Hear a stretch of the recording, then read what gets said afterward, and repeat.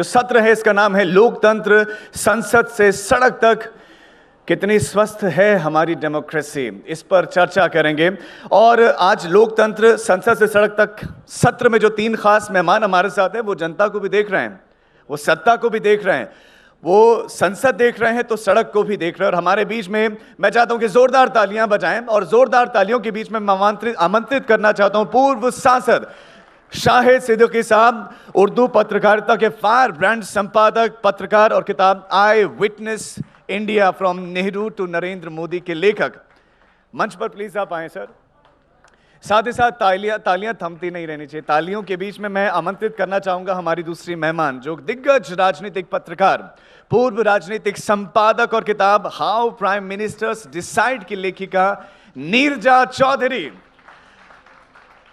और इन्हीं तालियों के बीच में आपके चहीते, जिन्हें आप बहुत पसंद करते हैं, बहुत सुनते हैं, भारत के सबसे चर्चित पत्रकारों में शुमार राजदीप सरदेसाई।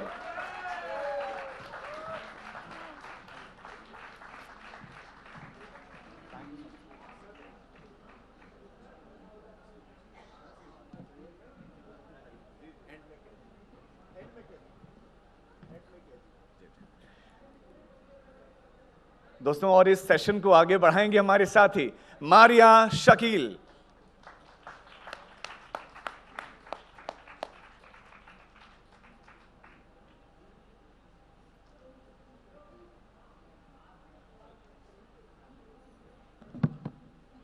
नमस्कार, आदाब।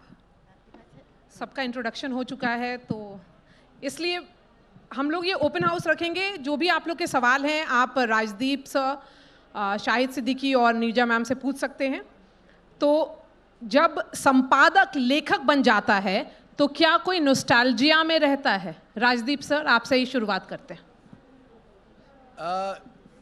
सवाल दोहराइए। आप कह रहे हैं जब संपादक लेखक बन जाता है तो क्या कोई नॉस्टैल्जिया में रहता है? क्योंकि लेखक जो होते हैं उनको उनकी किताब की अहमियत उसी वक्त होती है कि जो जो उन्होंने देखा वो लिख करके दिखा दें। तो वही सवाल है आपसे। बड़ा अच्छा सवाल है मारिया। पहले तो नमस्कार, आदाब। संडे का दिन है तो आप सब आए, इसके लिए बहुत शुक्रगुजार हैं हम सब। देखिए, मैं ये कहूँगा कि हर व्यक्ति के पास कहीं ना कहीं जीवन की कहानी होती है। हर व्यक्ति, यहाँ बैठा हुआ व्यक्ति, आप फिर उसे 10 पैराग्राफ में लिखे या 10,000 शब्द की या 100,000 शब्द की किताब लिखे, लेकिन पत्रकार जो होता है एक तरह से मारिया, उसको एक आईना मिलता है। वो अपने डेली लाइफ में ऐसी चीज़ें देखता है जो शायद सामान्य व्यक्ति जो पॉलिटिक्स से कहीं नाता नहीं रखता, उसे वो देखने नहीं मिलती है। और इतने हमारे देश में ऐसे पॉलिटिकल कलाकार हुए हैं और उनकी क्या क्या कहानियां हैं। अगर पत्रकार वो कहानियां लोगों के सामने नहीं रखे तो वो हेलो, आज की तारीख में क्या है, ये ब्रेकिंग न्यूज के जमाने में आज की कहानी कल का इतिहास बन जाती है। जब तक आप उसे किताब में नहीं लिखोगे तो नई पीढ़ी या पुरानी पीढ़ी भी कैसे जानेगी कि क्या हुआ। 20 साल बाद मैं चाहता हूं कि जनता जाने कि इस मोदी युग में हुआ क्या। मैं उस जमाने से आता हूं जो मेरा पहला चुनाव मारिया था, जो मैंने देखा, या मुझे याद है 77 का चुनाव। मैं 12 साल का था लेकिन बहुत एक्साइटेड था। अब कारण क्या है, लेकिन इंदिरा गांधी हार गई, इंदिरा गांधी हार गई। मैं अखबार लेके मेरे स्कूल में सबको बता रहा था, लेकिन कोई किताब नहीं लिखी गई उस 77। 1 या 2 किताबें लिखी गई। अमेरिका में हर राष्ट्रपति चुनाव के बाद 20 किताबें लिखी जाती है ताकि जनता जाने क्या हुआ है। तो मुझे लगता है ये नॉस्टैल्जिया नहीं है, ये हमारा एक तरह से दायित्व है मारिया, कि जो हम समाज में देख रहे हैं, जो राजनीति में हो रहा है, वो जनता के सामने रखे, ताकि 10 साल बाद, 15 साल बाद, इसी साल लोग जाने कि वाकई क्या बिहाइंड द सीन्स, पर्दे के पीछे क्या हो रहा है। ये जो आपके बड़े बड़े नेता हैं, ये पर्दे के पीछे क्या करते हैं। अमित शाह अपना पहला चुनाव कैसे जीते, ये अपने आप में एक बड़ी कहानी है। तो हाँ, कॉलेज, मैंने मेरे किताब में लिखा है किस तरह से कॉलेज का चुनाव जीते। आपने वो कहानी सुननी चाहिए, फिर आप जानेंगे ये अमित शाह कैसे बन गए अमित शाह। क्योंकि नहीं तो क्या है, हम बस टीवी पर तो वाहवाही करते हैं नेताओं की, ये वाहवाही करने से कोई पत्रकारिता नहीं होती मारिया। कहानियां बतानी चाहिए और कहानियों के साथ अपनी बात रखनी चाहिए। We are story tellers, so I think it's not nostalgia, it's about telling stories. We should be story tellers. हमारे देश में कहानियों भरमार कहानियां हैं, all of them should come before the public. जब मैंने पत्रकारिता की शुरुआत की 2005 में, मैंने राजदीप सर को फ़ोन किया था, मुझे नौकरी दे दीजिए, और उन्होंने he was kind enough to hire me. और उसी वक्त हम लोगों को एक मंत्र बताया गया था कि सी इट सेड, जो आप देख रहे हैं वही बोलिए, यही पत्रकारिता है। आगे बढ़ते हैं। शाहिद साहब, मैं आपसे सवाल पूछूंगी, क्या संपादक जब पॉलिटिशियन बन जाता है तो क्या क्योंकि जो कहानियां हैं वो एक्सेस पर भी देखी जाती हैं, कि जितना आपके पास एक्सेस है उतना आप डीप तौर से शायद नेताओं को समझ सकते हैं। जब उनके साथ आप घंटों बिताएंगे तभी आप समझेंगे उनकी दिमाग की बातें, वो किस तरह से अपनी स्ट्रैटेजी डिस्कस करते हैं। तो क्या जब संपादक पॉलिटिशियन बन जाते हैं तो क्या एक्सेस में फ़र्क हो जाता है और इसलिए कहानियां बदल जाती हैं? ऐसा है कि संपादक के तौर पर नेता आपसे अलग तरह से बात करते हैं, और जब आप उनके साथ जुड़ जाते हैं राजनीति में तो फिर रिश्ता बदल जाता है, अलग हो जाता है।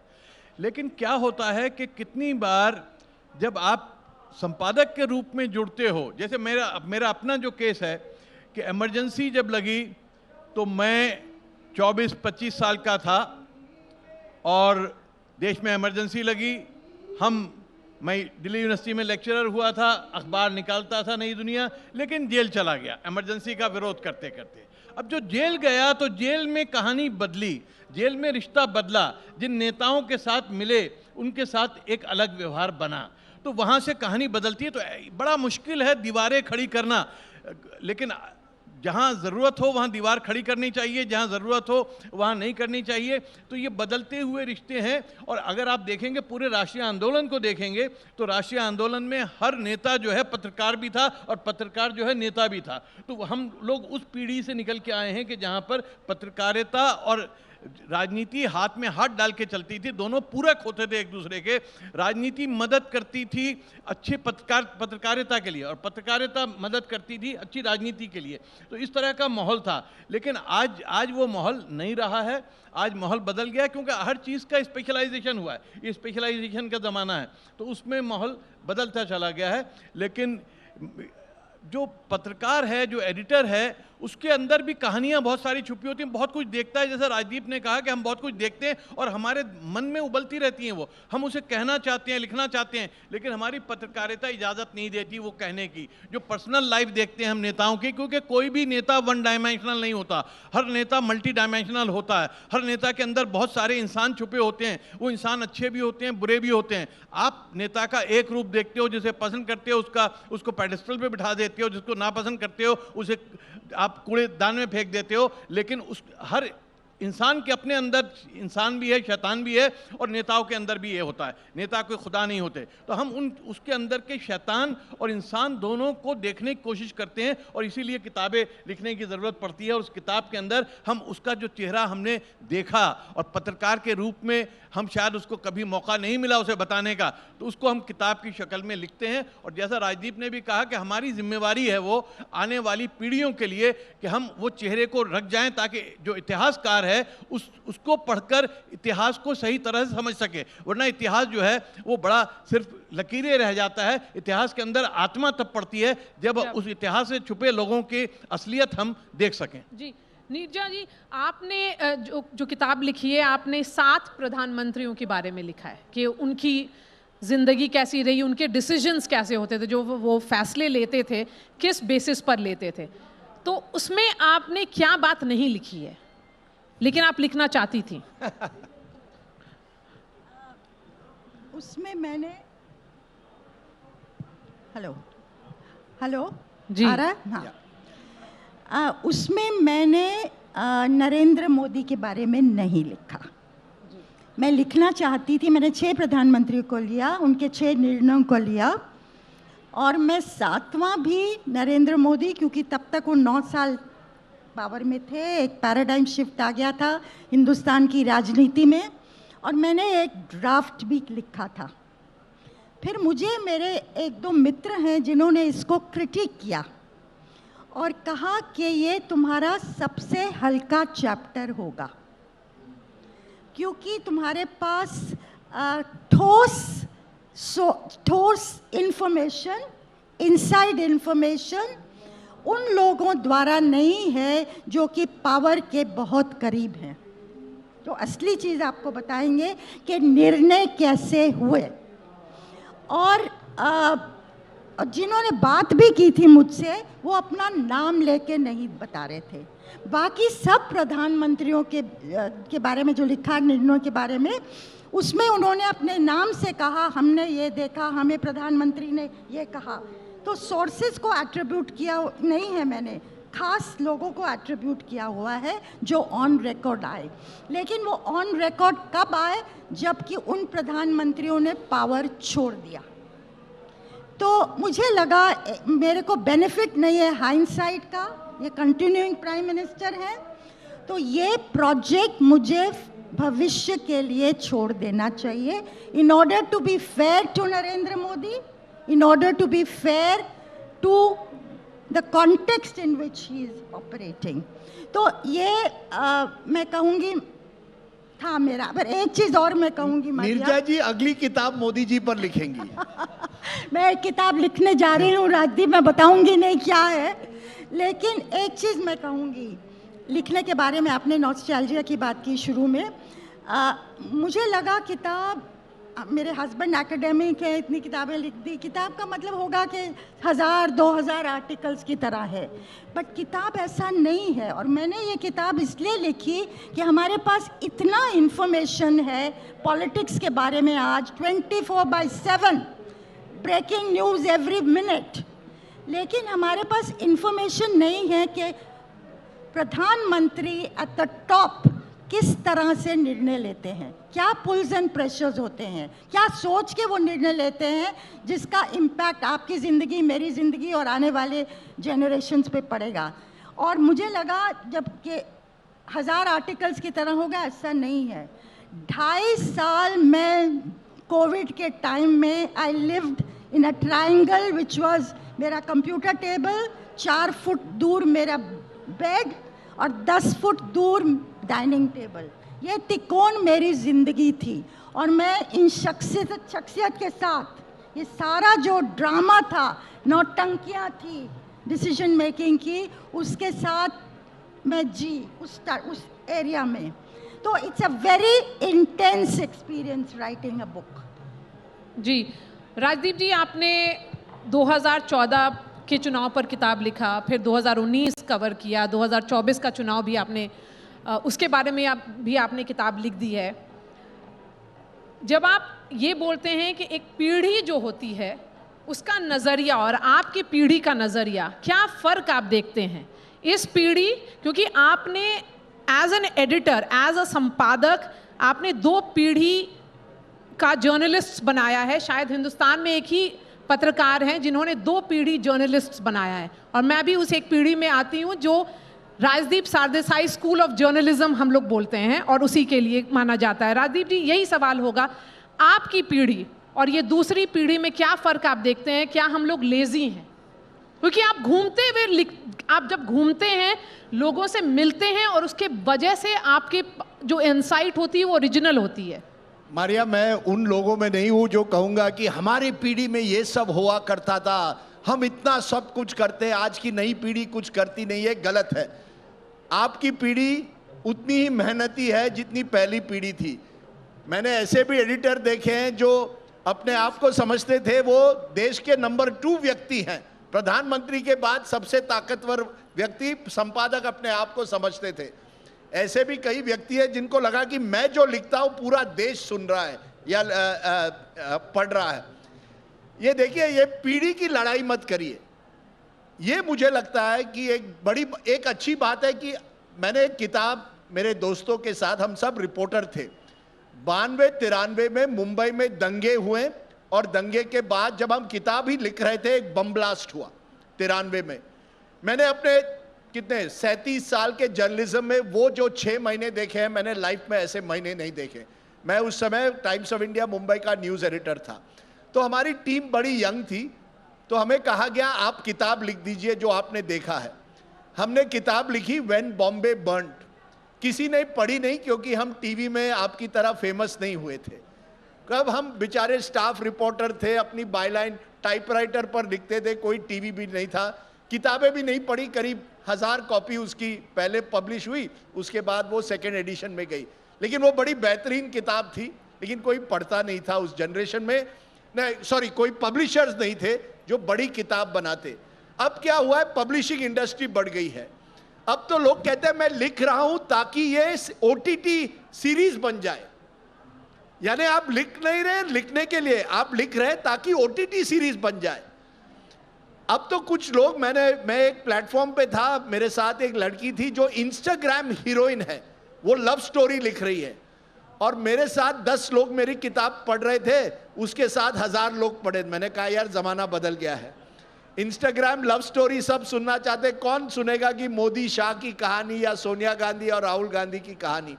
तो उस तरह से वाचक जो है या जो पढ़ने वाला है, उसकी जो इंटरेस्ट है वो बदल गए हैं। हमारे ज़माने में, अगर मैं हमारे ज़माने कहूँ, ये मैं 12 साल का लड़का था, मैं जनार्दन ठाकुर की किताब पढ़ता था, all the prime ministers man, जो इंदिरा गांधी पर लिखी गई थी, और मैं मेरी माँ से मैंने कहा मुझे ये किताब पढ़नी है। अब 12 साल का लड़का all the prime ministers man पढ़ रहा है। आज अगर मैं खुद के बच्चों को कहूँ प्लीज रीड माई बुक, वो कहेंगे सॉरी पापा हमारे पास समय नहीं है सब पढ़ने के लिए, please give me summary on chat GPT। अब क्या करें, अगर पत्रकार का बेटा ही कहेगा I will read your book on chat GPT, ये परेशानी है। पत्रकार जो है मुझे लगता है अभी भी उतनी मेहनत करते हैं, but I would like many more journalist to write books about the. अभी मेरे एक दोस्त है, वो राजस्थान की पॉलिटिक्स पर किताब लिख रहे हैं, and I have given the forward, क्योंकि मुझे अच्छा लगा हमारे हर राज्य में कितने फैसिनेटिंग लोग उभर कर आए हैं, उनकी कहानियां लोगों तक पहुंचनी चाहिए। इतने जैसे मैंने कहा ये नेता नहीं कलाकार हैं।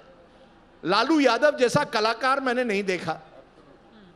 या मायावती जी के बारे में इस प्रोग्राम के पहले शाहिद साहब से बात हो रही थी, मायावती जैसी नेता कहां से उभर कर आई, एक छोटे परिवार से उत्तर प्रदेश की मुख्यमंत्री बनती है, क्या कहानी है। आप लोग केवल नरेंद्र मोदी की कहानी सुनना चाहते हैं, और भी नेता इस देश में हुए हैं, और वो भी उन्होंने बहुत मेहनत मशक्कत से की है। ममता बनर्जी ने पार्टी अपने दम पर खड़ी की, वहां DMK के लोगों ने, या द्रविड़ मूवमेंट कैसे बना। आपने जब तक आप पढ़ेंगे, जो I think all journalist young old should write more books, but I am not going to create a generation gap. बस इंस्टाग्राम थोड़ा कम करिए और किताबें पढ़ते रहिए। राजदीप जी, लेकिन आप भी अब इंस्टाग्राम पे काफी एक्टिव हैं, रील्स भी बना रहे हैं आप। अरे मारिया, जमाने के साथ साथ हवा के साथ साथ घटा के संग संग वो साथी चल। हम पीछे कौन पीछे रहना चाहता है। अब if I have to communicate to this young generation, आप क्या हुआ है मारिया, प्रॉब्लम क्या है, आप हमसे 1.5 घंटे का पॉडकास्ट नेता नगरी पर करवाती हैं, अगले दिन बीजेपी और कांग्रेस के IT सेल 15 सेकंड क्लिप करते हैं और कहते हैं देखिए क्या कह दिया। 15 सेकंड 1.5 घंटे का प्रोग्राम, लेकिन लोग देखते हैं और व्हाट्सएप करते हैं तुरंत, क्या क्या कह दिया आपने। आज अटेंशन स्पैन कम हो गया, ये बड़ी दिक्कत है। लेकिन इसके बावजूद लोग पढ़ते हैं। इतने बड़े देश में ऐसा नहीं है कि लोग पढ़ते नहीं हैं। तो आपकी ये रुचि जो है, हमारा दायित्व बनता है कि हम वो एक्सपीरियंसेस आपके साथ शेयर करें और नई नई कहानियां लोगों तक पहुंचाएं। So I think that is what we should be doing. Shahid भाई, एक कहानी जो आपने भी नहीं लिखी है, जैसे आपने बताया राजदीप जी को, आप चर्चा कर रहे थे इस मंच पर आने से पहले मायावती जी के बारे में, आपने बहुत ही करीबी से देखा है, लेकिन इस किताब में उतना नहीं लिखा। शायद एक किताब आएगी मायावती पर। हाँ, मुझे इसमें मैंने क्या नहीं, यही सवाल, चलिए मैं दूसरे तरीके से पूछती हूँ।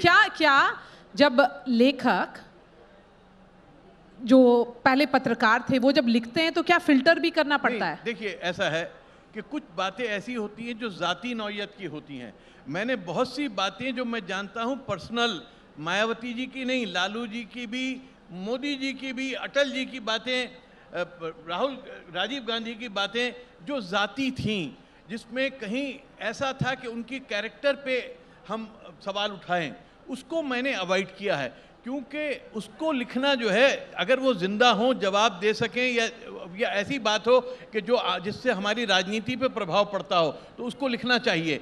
तो मायावती जी के बारे में मैंने बहुत कुछ लिखा है, क्योंकि मैं उनका बड़ा सम्मान करता हूँ। इसलिए सम्मान करता हूँ कि एक गांव की महिला, दलित महिला, जिसके पास कोई अपॉर्चुनिटी नहीं थी, किसी तरह का कोई भविष्य नहीं था, वो वहाँ से निकल के आई। और कोई पार्टी नहीं थी, पार्टी काशीराम ने बना के नहीं दी, उन्होंने पार्टी खुद खड़ी की, वर्कर खड़े किए, ऑर्गेनाइजेशन खड़ी की, और सत्ता में आके देश की सबसे शक्तिशाली महिला बनी वो अपने वक्त में। तो उस बात के लिए मैं मानता हूं कि वो किसी इंदिरा गांधी से ज़्यादा बेहतर थे। इंदिरा गांधी को बना बनाया मिला, बेनज़ीर भुट्टो को बना बनाया मिला अपने बाप दादा का, लेकिन मायावती को कुछ बना बनाया नहीं मिला। जो उसने खड़ा किया, काशीराम ने बना के नहीं दिया था। तो ये बड़े मज़े की चीज़ें हैं। लालू प्रसाद की बड़े मज़े की कहानियां हैं जो मैंने लिखी भी हैं, बता भी सकता हूं बहुत सी चीज़ें। तो ये कमाल के लोग हैं।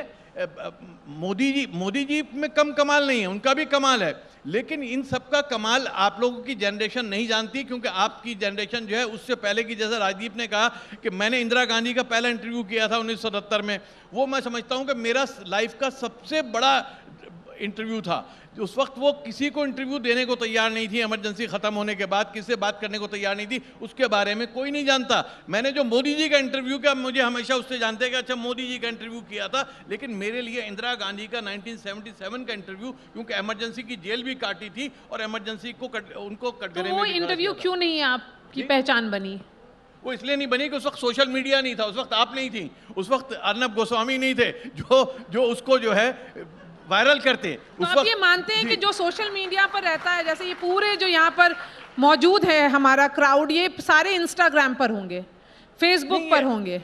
नहीं, ये टेक्नोलॉजी का चेंज है और टेक्नोलॉजी नए नए एवेन्यू देती है। मैं अभी जो मैंने अपनी किताब लिखी है, eyewitness India from Nehru to Narendra, उस किताब को शायद बहुत कम लोग पढ़ रहे हैं, लेकिन मेरे जो इंटरव्यू हुए हैं वो जो वायरल हो रहे हैं, उसको मुझे जो मिलता है वो कहता है जी आपका इंटरव्यू देखा, उसमें ये कहा वो कहा, उसमें जो क्लिप्स हैं वो उसके लिए ज़्यादा इंपॉर्टेंट हो गए, इसलिए वो क्लिप्स भी ज़रूरी हैं। किताब हम उसके ज़रिए किताब तक भी पहुँचते हैं, और अब ये जनरेशन फिर से पढ़ रही है। मेरा मानना है जैन जी में एक बार फिर उत्सुकता है जानने की और पहचानने की। नीरजा जी, क्या पत्रकार या संपादक भी कलाकार हैं?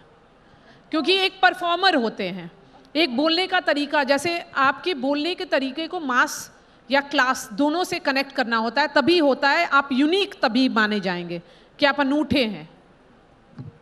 मारिया, जो हमने सीखा, आप में से पता नहीं कितने लोग कर रहे हैं पत्रकारिता, प्रिंट में जो हमने सीखा, 90% ऑफ आवर टाइम जाता था पहली लाइन को सोचने में। बिल्कुल। आप कैसे अटेंशन को पकड़ेंगे दूसरे की, how do catch I balls, उस पे जाता है। पहला पैराग्राफ हो गया तो बाकी तो फ्लो करता है फिर कहानी सारी।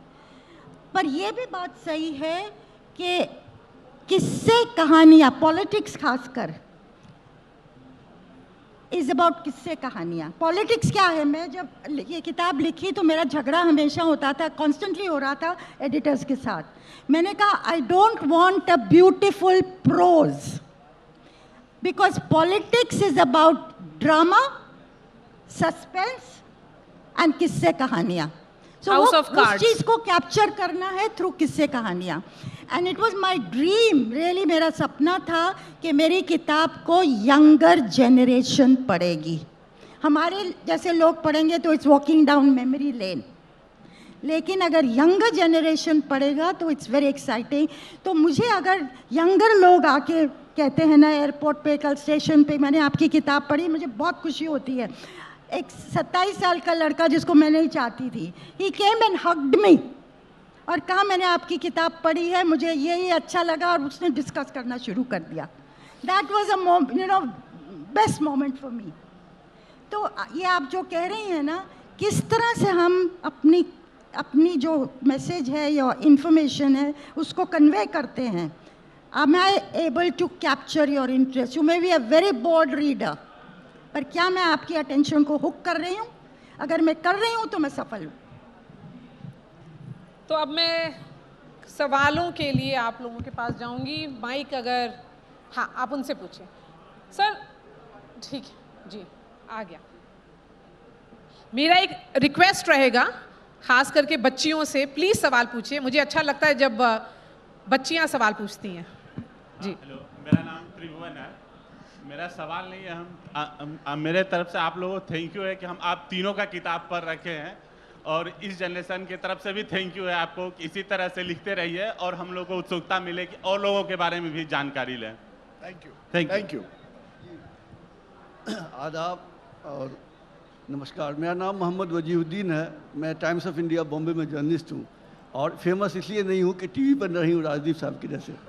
राजदीप के लिए एक खुशखबरी है। कल रात जो है एक अवार्ड फंक्शन था, वहाँ आप नहीं पहुँच पाए, तो उनको मालूम हुआ कि मैं दिल्ली आ रहा हूँ, तो उन्होंने आपका अवार्ड मुझे दे दिया, जो मैं आपको देने वाला हूँ। आके दे दीजिए अरे राजदीप वाह, सर। नहीं मैं नहीं आ पाया। वहीं पे आ जाए। चलिए जी नहीं, मैं सवाल कर रहा हूँ। मैं आपसे ले लूंगा। नहीं, मैं सवाल कर रहा हूँ। ये सवाल तो सवाल सवाल है। सवाल ये है कि क्या हिंदुस्तान के किसी पत्रकार में इतनी जुर्रत है कि जो सवाल ममदानी से किया गया कि do you affirm that you called mister Trump fascist, ये सवाल है, ये हिम्मत है, क्योंकि हम डेमोक्रेसी की बात कर रहे हैं।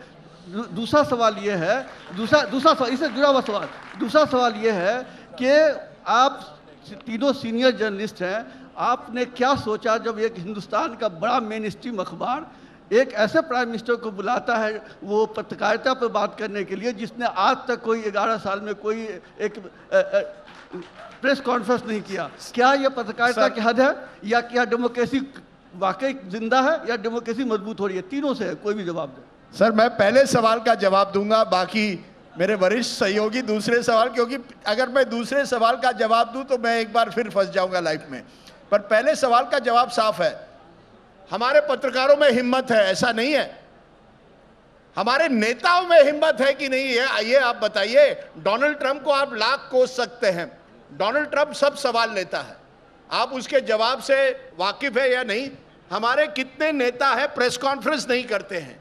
बड़े बड़े नेता, इस देश के सबसे बड़े नेता, सोनिया गांधी ने कब प्रेस कॉन्फ्रेंस की है लास्ट मुझे मालूम नहीं। नरेंद्र मोदी जी ने 11 साल में कोई प्रेस कॉन्फ्रेंस नहीं की है। नवीन पटनायक 25 साल से उड़ीसा के मुख्यमंत्री रहे, कहां उन्होंने सवाल लिए?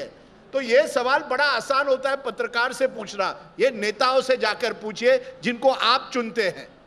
उनसे कहिए अगली बार कि जब आप चुनते हैं कम से कम आपने जनता के सवाल लेने चाहिए, केवल ट्विटर पर एक लाइन लगा के नहीं चलेगा, ये आप करिए उनसे। नीजा मैम दूसरा सवाल। यस, दूसरा सवाल उनका था कि आप इंडियन एक्सप्रेस से आती है, तो ये सवाल आपके लिए कि जब नेता मीडिया से मिलते नहीं है तो फिर मीडिया ऑर्गेनाइजेशन उनको भाषण करवाने क्यों बुलाती है, राइट? पत्रकारिता पर क्यों बुलाते हैं नेताओं को बात करने के लिए, जब वो पत्रकार को उस तरह की अहमियत नहीं देते? इसलिए बुलाते हैं कि एक मौका तो मिलेगा उनको, उनसे बातचीत करने का, उनसे सवाल पूछने का। सही है। कुछ तो वो कहेंगे जिससे आप उनको क्वेश्चन कर सकते हैं, नहीं तो बिल्कुल ही आप डिस्टेंट है, एक बहुत दूरी है आपके और नेता के बीच में, जिसको कम करने की ज़रूरत है। आज एक ये जो कह रहे हैं ना, चाहे ट्विटर पे है चाहे इंस्टाग्राम पे है, नेता जो कहना चाहते हैं सोशल मीडिया की वजह से कम्युनिकेशन वन साइडेड हो गया है, और वो डेमोक्रेसी के लिए बिल्कुल ठीक नहीं है। जी मेरा नाम श्रद्धा, मैं फर्स्ट ईयर जर्नलिज्म स्टूडेंट हूँ। मैं अभी यहाँ 3 चंदा आपका माइक पहले फिक्स हो जाए, उसके बाद सवाल पूछ। माइक दूसरा वाला दे दीजिए। कर लीजिए।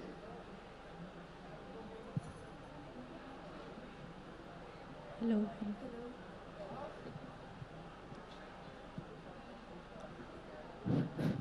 आ रही है। हेलो सर, मेरा श्रद्धा नाम है, मैं फर्स्ट ईयर जर्नलिज्म स्टूडेंट हूँ। मैं यहाँ 3 दिन से आ रही हूँ। मैं कल किसी सोल्जर से मिली थी, इंडियन आर्मी का सोल्जर है, और उसने मुझसे पूछा कि आप जर्नलिज्म स्टूडेंट हो। मैंने बोला उनसे, उन्होंने कहा सारे पत्रकार बिके हुए हैं। उसे सुन करके मुझे बहुत बुरा लगा, क्योंकि मैं जानना चाहती हूँ आपसे कि ऐसी क्यों सोच है, लोग हम पे भरोसा क्यों नहीं करते हैं सर। और हम जैसे कि पढ़ते हैं तो हमें लगता है कि हमारे फील्ड में उतनी आज़ादी नहीं, या फिर शायद अभी हम एक्सप्लोर कर रहे हैं। तो प्लीज़ मुझे उस क्वेश्चन का आंसर दीजिए कि क्यों लोग हम पे इतना भरोसा नहीं कर पा रहे हैं sir. Thank you so much. नहीं, शाहिद भाई देंगे जवाब। ये मैं उसके बाद दूंगा, पहले शाहिद भाई जवाब दें। ऐसा है कि सब पत्रकार तो नहीं बिके हुए हैं, लेकिन आज जो संगठन हैं, जो ऑर्गेनाइजेशंस हैं जो पत्रकारिता चलाती हैं, वो ज़रूर कुछ ऐसे हाथों में आ गई हैं कि जिनके व्यावसायिक बिजनेस इंटरेस्ट इतने ज़्यादा जुड़ गए हैं, इतने स्ट्रांग हो गए हैं कि वो अपने पत्रकार को आज़ादी नहीं दे सकते ईमानदारी से बात कहने की, सवाल पूछने की। और नतीजा ये है कि पत्रकार कितनी, मैं जानता हूं कि स्टोरीज ज़मीन से करके पत्रकार बेहतरीन स्टोरी भेजते हैं, लेकिन ऊपर आके वो किल हो जाती है, क्योंकि जो ऊपर बैठे हुए मालिकान हैं उनके इंटरेस्ट में नहीं है, वो सहमत नहीं है कि वो किसी ऐसे सवाल का जवाब उनके चैनल पे। और आज एक दिक्कत और हो गई कि प्रिंट मीडिया में फिर भी कहानियाँ आती हैं, लेकिन हमारी जो आपकी जो जनरेशन है, मैं भी अपने को जेनज़ी मानता हूँ कि वो जनरेशन जो है अब पढ़ती कम है, देखती ज़्यादा है, और देखने के लिए आपको तमाशा चाहिए होता है। देखने सीरियस बात में मज़ा नहीं आता जब तक एंटरटेनमेंट ना हो। तो आज न्यूज़ एंटरटेनमेंट बन गई है, उसकी वजह से न्यूज़, फिर एंटरटेनमेंट तो बिकता है, एंटरटेनमेंट जो है उस सीरियस नहीं होता। पर इसके साथ साथ मैं एक बात जोड़ दूं कि हमारे समाज में एक बड़ा ध्रुवीकरण हुआ है, और उस ध्रुवीकरण की वजह से क्या हुआ है, अगर आपको मेरी बात अच्छी लगती है क्योंकि आप उस विचार के हैं तो आप कह रहे क्या अच्छी पत्रकारिता की। अगर आपको मेरी बात पसंद नहीं आई क्योंकि आप उससे सहमत नहीं है तो आप कहते हैं आप बिके हुए हैं। और ये समाज में हुआ है, पूरे समाज में हम एक तरह से बिखर गए हैं, एक दूसरे के दुश्मन बन जाते हैं, संवाद नहीं होता। अब आपकी बात अगर अच्छी नहीं लगी तो आप कहते हैं आप देशद्रोही हैं। पहली बार जब मैं सुन रहा हूं आजकल ये शब्द एंटी नेशनल पत्रकार। और कौन कहते हैं, जिनके स्विस बैंक अकाउंट्स हैं उनको आप नहीं कहेंगे, जिनके बच्चे दुबई में क्या क्या होटल बेनामी बना रहे हैं उनको आप नहीं कहेंगे, लेकिन पत्रकार देशद्रोही बनता है क्योंकि आपको उनके विचार से सहमति नहीं। ये जो ध्रुवीकरण और इंटॉलरेंस बन गई है समाज में, ये भी लोगों को एक तरह से मैं पत्रकारों को डिफेंड नहीं कर रहा हूं, खासकर कि जो बिलियनर मालिक है, जिनके ऑयल के धंधे हैं, टेलीकॉम के धंधे हैं और बाकी चीजें करते हैं, जिनको सरकार से सहूलतें चाहते हैं, वो जब मालिक बनते हैं किसी चैनल का, क्या आपको लगता है वो कभी इंडिपेंडेंट जर्नलिज्म कर सकते हैं? उनको आप सवाल पूछिए ना। हम बेचारे पत्रकारों को हमेशा आप टारगेट करते हैं। Don't shoot the messenger. आप उनको, जो बड़े लोग हैं, उनसे सवाल पूछने की हिम्मत रखिए। उनको बुलाइए इस प्लेटफॉर्म पे अगले साल और ये सवाल पूछिए उनको कि आप क्यों बिक गए हैं। जी, Good afternoon. I'm a big fan of Maria ma'am and Rajdeep sir, both of you. Sir was invited in my cousin's wedding in Fort William in Sangam. My Radhika's and Rohit's wedding, you were there, so I saw your pictures and everything. My question is to Rajdeep sir is, recently the Prime Minister called you. I mean, one of your interviews that regarding your health, you spoke for 30 minutes with him. My question, after 10 years, because you often said the Prime Minister does not reach out to you, and you always said that he should, to reach out to all journalists who ask questions. So what do you feel, what made him reach out to you after 10 years? I mean, what were the emotions and what were the discussion? Anything kind of... See, I must be very honest. एक YouTuber मुझे मिला था चंडीगढ़ में. He asked me, why are you anti-Modi? I said, I'm not anti-anybody. In fact, the Prime Minister rang me up when I had a surgery. But let me be honest. वो अपनी जगह है. I am grateful to the Prime Minister for calling me up. But I would prefer the Prime Minister gave me an interview. So I keep the personal away from, at a personal level, मैं बहुत शुक्रगुजार हूँ कि प्रधानमंत्री ने phone किया. अच्छी बात है, मैं उनको 30 साल से जानता हूँ. पहली बार 90 में उनके रथ यात्रा जब उन्होंने ऑर्गेनाइज की थी, राम रथ यात्रा, तब मैं यंग जर्नलिस्ट था। अभी मैं यंग हूं, लेकिन तब और भी यंग था। लेकिन अगर मैं वाकई उनसे कुछ चाहता तो मैं कहता सर एक इंटरव्यू हो जाए 1 घंटे का, पूरी आप सवाल। Modi is an excellent communicator, वो मुझे खा जाएगा इंटरव्यू में, पर करिए तो सही, तैयार तो हो जाइए। अब आप शाहिद साहब यहाँ कह रहे हैं इंदिरा गांधी 77, उनको मोदी जी ने भी इंटरव्यू दिया। मुझे Atal Bihari Vajpayee always ready to do interviews, and आप उसको कभी उन्होंने ये नहीं कहा ये सवाल मत पूछिए, वो सवाल मत पूछिए, बिकॉज जब आपका जो कॉन्शियंस क्लीन होता है ना, आप तैयार होते हैं, कुछ भी सवाल पूछिए तैयार होते हैं। आज के ज्यादातर नेताओं की जो कॉन्शियंस है वो अनक्लीन है, इसीलिए वो सवाल नहीं पूछना चाहते। और जनता भी अब क्या है ना, नेताओं के वो भक्त बन गए हैं, फैन बन गए हैं, तो वो जर्नलिस्ट को ठोकते हैं। पत्रकार वो नेताओं को उतने नहीं, क्यों नहीं, आप नेताओं को उतने सवाल क्यों नहीं पूछते जितने आप पत्रकारों को आजकल पूछते हैं।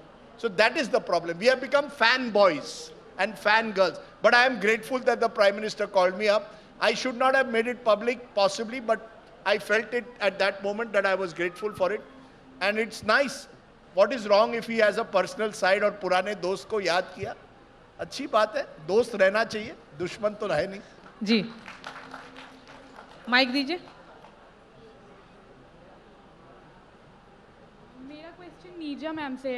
मेरा क्वेश्चन नीरजा मैम से। सबसे पहले तो मैं खुद को बहुत ही ग्रेटफुल मानती हूँ that I got this opportunity to ask question to Neerja ma'am. Hello, Go ahead. Am I audible? Yes, yes. हाँ, सबसे पहले तो मैं खुद को बहुत ही ग्रेटफुल मानती हूँ कि I got this opportunity to ask question to Neerja ma'am. मैंने आपको पहली बार देखा था NDTV पे and I got admired a lot. तो आई हैव दिस क्वेश्चन, जो आपकी ये बुक है हाउ प्राइम मिनिस्टर्स, ये जो आपकी बुक है, तो इसमें आपने जो ये बुक लिखा, while writing this book, which prime minister, am I audible? Sorry. Yes, please go ahead, loud and clear. हाँ, तो आपकी जो ये बुक है, तो while writing this book, which prime minister's personality like fascinated you a lot or inspired you a lot, and what was the reason behind this? Because आपने भी बात की कि प्राइम मिनिस्टर नरेंद्र मोदी को लेके, इंदिरा गांधी को लेके, तो आपने जब ये बुक लिखी तो क्या चीज़ वो थी जो आपको इंस्पायर की जब आपने इन प्राइम मिनिस्टर्स के बारे में लिखा और जाना? तो ये मेरा क्वेश्चन है, किनकी personality, which prime minister impressed you? Personality of any prime minister while writing this particular book? This is a question I'm often asked, and sorry मैं उठ रही हूँ, और मुझे बहुत मुश्किल लगता है किताब लिखने के बाद खासकर, क्योंकि हर प्रधानमंत्री का एक अच्छा पहलू है और एक बहुत घिनौना पहलू है, दोनों चीज़ें हैं, विजडम भी है और फुलिशनेस भी है। लेकिन अगर मुझसे पूछा जाता है who is the best prime minister, I can not answer, but who is the most fascinating prime minister, I can answer. I find Indira Gandhi the most fascinating prime minister, और उसका कारण, maybe I am biased because she was a woman, एक महिला जो कि शुरुआत में गूंगी गुड़िया मानी जाती थी। राम मनोहर लोहिया ने पार्लियामेंट में उनके बारे में कहा था, मुरारजी देसाई ने कहा था ये छोकरी, एंड निक्सन यूएस प्रेसिडेंट ने कहा था दिस ओल्ड विच। और कहाँ से शुरुआत करके उन्होंने अपने पार्टी में अपोनेंट्स को किनारे किया, बांग्लादेश का गठन किया और पूरी जियोपॉलिटिक्स को बदल दिया। और 1971 में उनके अपोनेंट्स भी, अटल बिहारी वाजपेयी ने भी उनको दुर्गा का करार दिया। तो स्ट्रॉन्ग प्राइम मिनिस्टर वो कैसे बनी, अपने को आइडेंटिफाई करती थी हिंदुस्तान के साथ, India is Indira and Indira is India, कैसे बनी और कैसे उन्होंने एक मॉड्यूल को एक गठन किया जो कि मैं मानती हूँ जिसको औरों ने फॉलो किया, and that is not necessary good module, that is power for the sake of power. Immorality in politics is one thing, लेकिन ए मॉरल जो है ना सही है ना गलत है, कुछ भी चलेगा, साम दाम दंड भेद पावर के लिए, उस पॉलिटिक्स को आर्ट एंड साइंस बनाया उन्होंने। तो वो भी पहलू है उनका, दूसरा भी पहलू है उनका। लेकिन एक महिला का उन ऊंचाइयों तक जाना, और मैं तो मानती हूँ, I must say that because a lot of young women are sitting here today, मैं तो मानती हूँ 21वीं सदी इंडियन वीमेन को बिलोंग करने वाली है, because you have such aspirations, आपको चाह है सितारों को पकड़ के लाने की। एंड आई थिंक अगर हम इसको ठीक से हैंडल करते हैं ना, हमारी सरकारें, हमारी पॉलिटिक्स, हमारी पार्टीज, तो ये हिंदुस्तानी महिला और खासकर यंग महिला हमारे देश का स्वरूप बदलने वाली है। नीजा मैम, बहुत बहुत शुक्रिया। और सवाल आ रहे हैं, प्लीज़ माइक दीजिए। नमस्कार, हेलो, मेरा नाम पंकज गौतम है। एक सवाल तो क्योंकि जो नीरजा मैम ने जवाब दिया मैं उसी से लेना चाहता हूँ। मैम, व्हेन यू से कि इंदिरा गांधी जो हैं उनको हम आइडियलाइज कर रहे हैं because she was a strong prime minister, हम लोग अभी एक स्ट्रॉन्ग प्राइम मिनिस्टर के दौर में हैं और हम कहते हैं कि कुछ डेमोक्रेटिक प्रिंसिपल्स को अंडरमाइन कर रहे हैं, तो क्या स्ट्रॉन्ग प्राइम मिनिस्टर्स को आइडियलाइज करना, क्योंकि इस सत्र का टॉपिक ही था लोकतंत्र संसद से सड़क तक, तो इसलिए मैं ये सवाल पूछ रहा हूँ, क्या स्ट्रॉन्ग प्राइम मिनिस्टर का होना डेमोक्रेटिक प्रिंसिपल्स को अंडरमाइन नहीं करता है? और दूसरा सवाल मेरा शाहिद सर आपसे है, और थोड़ा सा सीरियस सवाल है, अगर आप नहीं देना चाहेंगे तो भी सही है। एक लाल किले के धमाके के बाद एक पत्र सामने आया था और उसमें कुछ 5 एमिनेंट सिटीजन्स ने साइन किए थे उसको कंडेम करते हुए, और उसमें ये स्टेटमेंट थी कि as a Muslims we condemn this act, और उसमें एक सिग्नेचर मिस्टर शाहिद सिद्दीकी का भी था। तो उसमें doctor SY Qureshi, doctor Najeeb Jung के भी साइन है। मेरा सवाल सर बहुत छोटा सा है कि क्यों आपको वो स्टेटमेंट जारी करनी पड़ी, क्योंकि मैंने कभी नहीं देखा कि आसिफा और अखलाक के मरने पर किसी एमिनेंट जर्नलिस्ट और पर्सन फ्रॉम अदर कम्युनिटी ने ऐसा कोई सिग्नेचर या लेटर दिया हो, तो मैं क्यों ही मेरा एक सवाल है। Thank you so much. मैं आपके दोनों सवालों का मैं आपको जवाब दूंगा कि देखिए, इतिहास में कभी कभी स्ट्रॉन्ग प्राइम मिनिस्टर्स की ज़रूरत होती है, लेकिन वो स्ट्रॉन्ग प्राइम मिनिस्टर अगर इंस्टीट्यूशंस को डिस्ट्रॉय करना लग जाएं तो उनके खिलाफ खड़े होने की ज़रूरत होती है। जैसा कि मैंने किया था कि जब इमरजेंसी लगी तो इमरजेंसी के खिलाफ हम खड़े हुए। मैं तो सबसे पुराना पत्रकार मैं हूँ। 73 में मैंने अपना अखबार, जब मैं BA सेकेंड ईयर में पढ़ता था दिल्ली यूनिवर्सिटी में, तो मैंने अखबार अपना शुरू किया था 1973 में, और 75 में इमरजेंसी लग गई थी, हमने उसका विरोध किया। लेकिन इंदिरा गांधी का मैंने इंटरव्यू भी किया, और उसके बाद जब इंदिरा गांधी बहुत शक्तिशाली बनी उससे भी लड़े। लेकिन इंदिरा गांधी के हम जो अब हम पीछे देखते हैं उनकी ज़िंदगी में मैंने उनका हमेशा विरोध किया, लेकिन जब हम पीछे मुड़कर देखते हैं तो हम उनका देखते हैं कि उन्होंने क्या, उनका योगदान क्या है। तो मोदी जी का अभी बहुत छोटा समय है, अभी इंतज़ार करेंगे हम 10-15 साल, उसके बाद बताएंगे कि उनका योगदान कितना था, उनकी खराबियां क्या थी, अच्छाइयां क्या थी। मैं मानता हूं कि इस देश में कोई प्रधानमंत्री ऐसा नहीं हुआ जिसने योगदान जिसका नहीं है, जिसने ईमानदारी के साथ देश को आगे ले जाने की कोशिश नहीं की। लेकिन हर प्रधानमंत्री की गलतियां भी हैं, कमजोरियां भी हैं, क्योंकि मैंने जैसा कहा था खुदा नहीं है, इंसान है।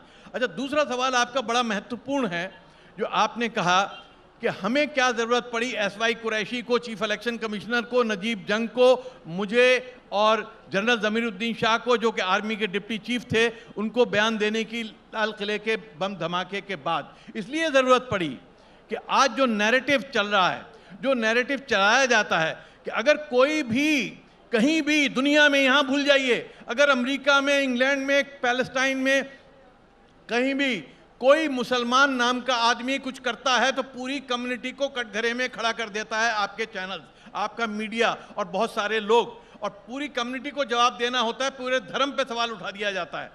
ये एक बुनियादी बात है। इसलिए बाकी अगर कोई जैन करता है तो वो जैन का गलती नहीं होती, वो उस व्यक्ति की गलती होती है। कोई जब हिंदू कोई गलत काम करता है तो उस व्यक्ति की गलती होती है, पूरे धर्म की गलती नहीं होती। लेकिन अगर कोई मुसलमान कोई छोटा सा भी काम कर दे तो पूरे धर्म को और पूरी कम्युनिटी को कटघरे में खड़ा कर दिया जाता है। इसलिए ज़रूरी हो जाता है कि हम लोग अपनी आवाज़ उठाएं, क्योंकि सवाल उठाया जाता है कि आप खामोश क्यों थे।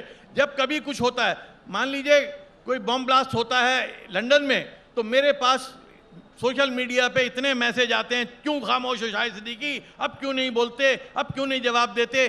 भाई मैंने ठेका ले रखा है क्या सारे दुनिया के मुसलमानों का? लेकिन हमें लगा कि ख़ास तौर पे इस मौके पर जवाब देने की, कहने की ज़रूरत है, और इसलिए हमने बोला, क्योंकि अगर मैसेजिंग गलत हो रही है तो उसको ठीक करने की भी हमारी आवश्यकता है।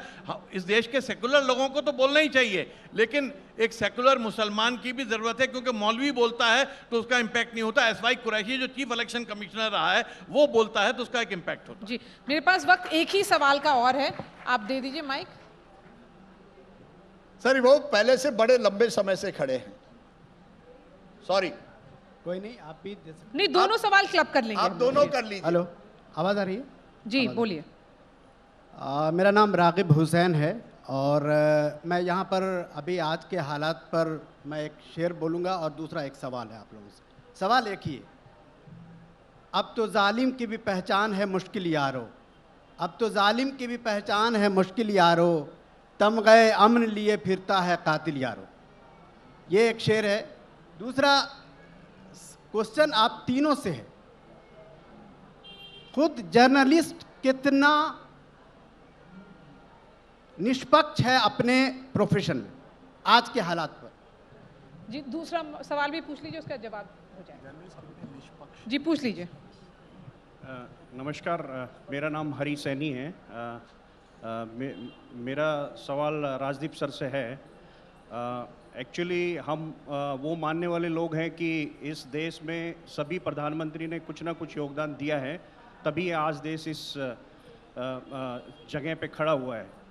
तो मेरा राजदीप सर से एक ही सवाल है कि 2014 के बाद कुछ तो अच्छा हुआ होगा जो आप हमें कुछ बताना चाहें, वो 2-4 वर्ड अगर आप बताना चाहें तो। बहुत बहुत धन्यवाद। राजदीप जी, आप दोनों सवाल का जवाब दे दीजिए, कितने निष्पक्ष हैं आजकल के पत्रकार, और ये सवाल। बहुत कुछ हुआ है। इंफ्रास्ट्रक्चर देखिए, क्वांटम लीप इन इंफ्रास्ट्रक्चर। आप डिजिटल पब्लिक इंफ्रास्ट्रक्चर लीजिए, आप सरकार ने जिस तरह बैंकों की क्लीन अप की है, मैं कई चीजें आपको लिखकर दे सकता हूं, लेकिन मैं पीआर में नहीं हूं। कई लोग इस देश में पीआर में। जर्नलिस्ट का पहला दायित्व होता है सवाल पूछना, और सरकार में जो आप ये जानिए, और ये बहुत कम, 2014 के पहले मनमोहन सिंह को कितने सालों तक कटघरे में हमने रखा था। हमने वो स्टोरी की थी जब मैं CNN IBN में था कि ओतावियो क्वात्रोकी के बैंक अकाउंट्स कैसे डीफ्रीज हुए थे। आज स्टोरी करिए, हिम्मत दिखाइए। क्या आपको लगता है कोई भ्रष्टाचार नहीं हो रहा है सरकार में? और अगर मैं भ्रष्टाचार की स्टोरीज बाहर करूं तो क्या आप उसी तरह से सड़क पर आओगे जिस तरह से आप आए थे इंडिया अगेंस्ट करप्शन के टाइम पे? सवाल नहीं, ऐसा नहीं है। मेरा आपसे यह सवाल है, पत्रकार का जवाबदेही है सरकार जो भी हो सवाल पूछना। एक अच्छी चीजें हुई है, मैं कई चीजें 10 चीजें आपको गिनाकर कर सकता हूं जो मोदी जी ने की है। 10 अच्छी चीजें भी है, कुछ बुरी है, किताब में वो भी सब लिखा है। आप अगर पढ़ेंगे तो आप देखेंगे। आप 15 सेकंड्स के क्लिप मत देखिए। और दूसरा सवाल आपने पूछा कि पत्रकारों की निष्पक्षता। देखिए इस देश में, भाई मैं कहता हूं, जो आपको सही लगे और अगर वो पत्रकार आपकी आवाज उठाए तो वो निष्पक्ष है। अगर पत्रकार ऐसी चीज कहे जो आपको पसंद नहीं आती तो वो आप कहते हैं कि भेदभाव कर रहा है। मेरा साफ है, हर पत्रकार की अपनी एक सोच होती है, क्यों नहीं होनी चाहिए। खबर के मामले में आप निष्पक्ष होने चाहिए। अपने ओपिनियन के मामले में you must have an opinion. In fact आज तो मुझे कहा जाता है वीडियो जो आप बनाते हैं प्लीज डोंट बी बैलेंस्ड मत रहिए, आप अपनी स्टैंड रखिए तो ही वीडियो वायरल होगा। जब मैंने पत्रकारिता शुरू की थी मुझे कहा आपकी जितनी भी विचार है वो एडिट पेज पे लिखिए, आपकी जो न्यूज है वो फ्रंट पेज पे जाएगी। आज तो मामला उलट गया है। आज आप एंकर आएंगे और कहेंगे ऐसे आकर, आपको आज हम बताएंगे कि देश ने क्या करना चाहिए, हम बताएंगे, nation will tell you today. और आप खुश होते हैं, तालियां लगाते हैं और देखते हैं। हम बताएंगे। आप हेडलाइन देखिए ना चैनल में, जो आज शाहिद भाई ने कहा बिल्कुल सही है। किसी मुसलमान ने कुछ कहा, आप सब इतने पत्रकार कुछ बैठे हुए हैं, उसको कटघरे में रखेंगे पूरे समुदाय को। और जब किसी और ने किया, यू नो, आइसोलेटेड केस, वो इंडिविजुअल है, वो इंडिविजुअल बन जाता है। तो कहां है ये निष्पक्षता? आपके हेडलाइन में इनकी सोच नजर आती है। ये हिंदू मुस्लिम किसने किया? सबसे बड़ी प्रॉब्लम वो है। मोदी, सोनिया, ये सब छोड़िए, ये तो होते रहेंगे, नेता आते रहेंगे, जाते रहेंगे। ये समाज बचना है, और ये समाज तब बचेगा जब पत्रकार जानेंगे it is not your job to do Hindu Muslim all the time. आप हम गुनहगार हैं, पत्रकार गुने। एक दिन ये सांप्रदायिक दंगे स्टूडियो में जो होता है उसकी वजह से होगा। इस तरह की पत्रकारिता होती है। रोज किसी एक मौलवी को बिठा दो, एक पंडित को बिठा दो, दोनों में भिड़ंत कर दो। जो एक्सट्रीम वॉइसेस होते हैं, मॉडरेट वॉइसेस के लिए जगह नहीं है टीवी पर। पार्टीशन की बात सर, आप सर पार्टीशन के समय ना आप थे ना हम थे। तो ये कीड़ा रिमूव करना है। ये कीड़ा, इस कीड़े को बढ़ावा नहीं देना है। चलिए, हमारे साथ जुड़ने के लिए बहुत बहुत शुक्रिया। राजदीप सर से आप सवाल बाहर में भी पूछ सकते हैं। राजदीप जी, नीरजा जी और शाहिद जी, थैंक यू हमारे साथ जुड़ने के लिए। और अगर सब लोगों ने ये सुनिए राजदीप सर, एक सवाल ये भी है कि किसने वो बडवाइजर, वो जो लड़की है जो मेकअप एड टुडे, आपने देखा होगा वो क्लिप जो अब वायरल है, ऑटो वाला, सब लोग अब उसकी चर्चा कर रहे हैं। चलिए सर आ जाइए जी। Thank you.